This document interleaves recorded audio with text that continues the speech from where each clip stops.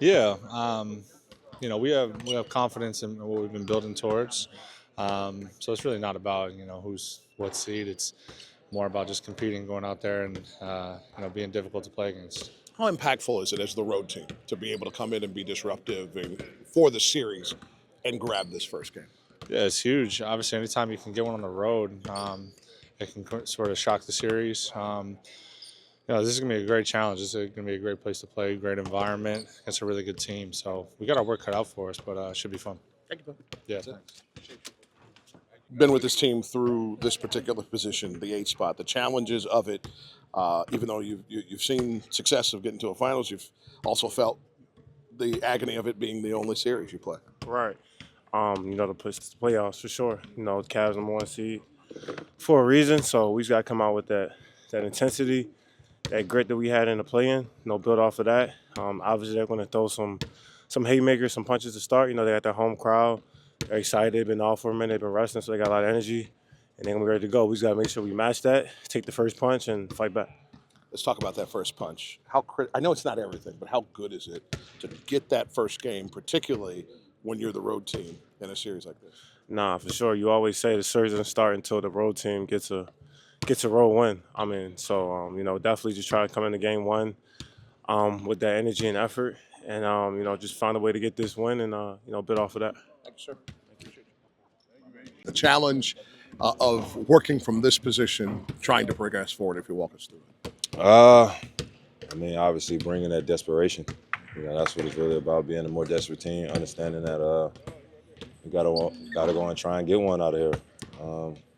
For us, it's keeping the same mindset and impact on winning.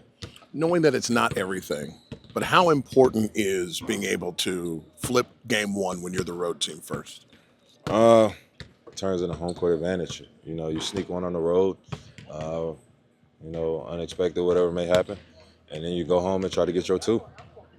Last 24, 48 hours have been pretty emotional. You went from not knowing if you'd have a game to now starting a series. What's that switch like when it's a completely different challenge, completely different opponent you got to get ready for? We know who we're going against. It could be 4 games or 7. You look at it like that. But for us, just trying to get 4 wins. That's the mindset. Try to get 4 wins. Do you use the emotion or the momentum, anything like that, the feeling of what happened the other night, winning those 2 games like last week into this, and how do you use that? It's about, obviously going into the playoffs on the dub it helps. But everybody playing that free type of basketball where, you're out there hooping, you're not just overly thinking the game, and then be able to lock in and be composed.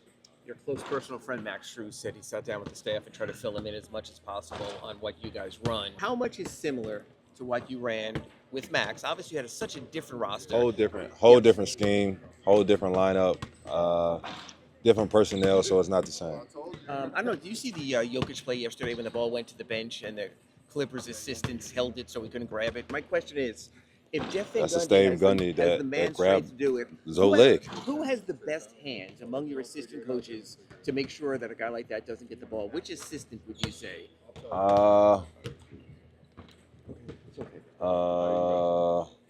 I'd say Karan.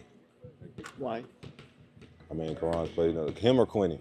They played in the league. They know how to manipulate the game a little bit.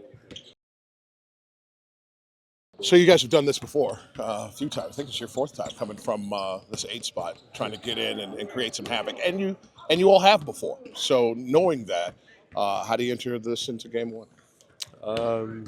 Just about just coming out and playing, as hard as we can. We know what they haven't played in a couple of days, so they're ready for us. But it's going to be a competitive first game to go out there and compete and try to see who can win game one. Everybody wants to win it, but is there a strategic feel, particularly when you're the road team, being able to go in and get that first game and set the tone for the series? It's never easy to win playoff games or any game on the road in the NBA. So understanding what we have to do, we talked about it this morning, and just being able to come in and execute the game plan.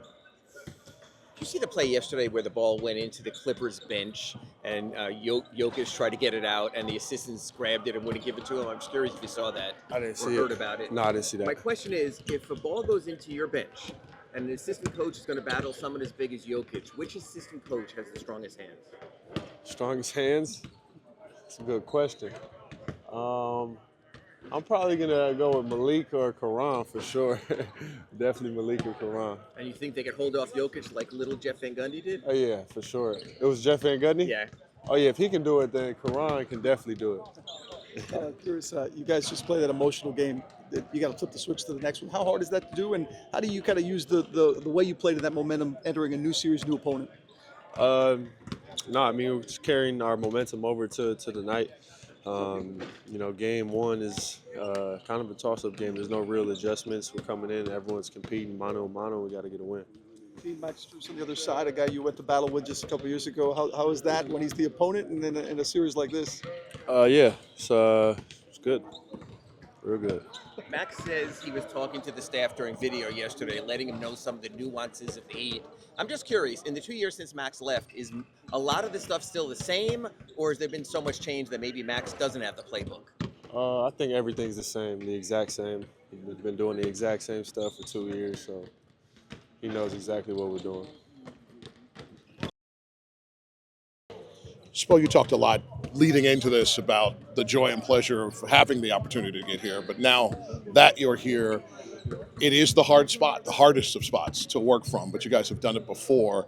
What is the proper mindset going into the 8-1 matchup? Well, what we've done previously, the two play-ins, and even the 6 weeks before that, that's over.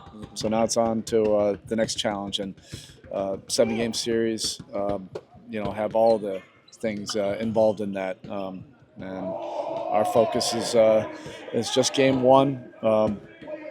We didn't have more days to prepare, and I think that's good. That's a good thing. That first game, particularly when you're the road team, how impactful is it if you're trying to flip that series around? It's important. You have to be ready for everything in a series.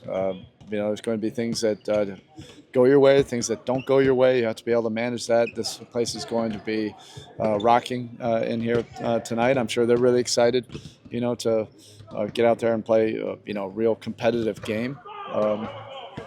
And they're a quality opponent. I mean, they've played consistent. At a consistently high level all season long. Very few dips. But I guess if you have 64 wins, that's there's not going to be many dips. Yeah, but you have to respect what they've done and bring a competitive spirit that will be required. You mentioned that you didn't have much time, Spo. Could you use that as a positive for your team? Coming off the momentum, the excitement of that, and just kind of push forward with that into game one. Well, momentum, in the playoffs doesn't necessarily carry over.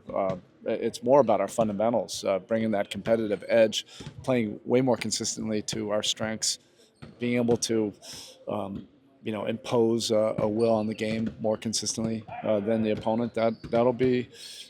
All those things will be key tonight, but you're also facing a team that, has a lot of very good habits as well. This is great. It's great competition, and you expect that, in the playoffs. Are Pella and Nico available as needed, if needed? Yes. And then yesterday, Max Strus was talking about how he sat in video room and sort of helped out with some of his sort of background on the Heat. But you guys only have like 5 players left since he last was here. How much is similar and how much is different when he goes over your scouting report? I don't know. I don't know what he talked about. Maybe it's the stuff from this year. I don't know. As a coach, do you try to use it? I mean, if you have a guy who played on another team, you're playing that team, is there anything beneficial there you think as a coach or a staff you could work through or in conversation? It depends on the circumstance. Yeah. Sometimes personnel things. It just depends.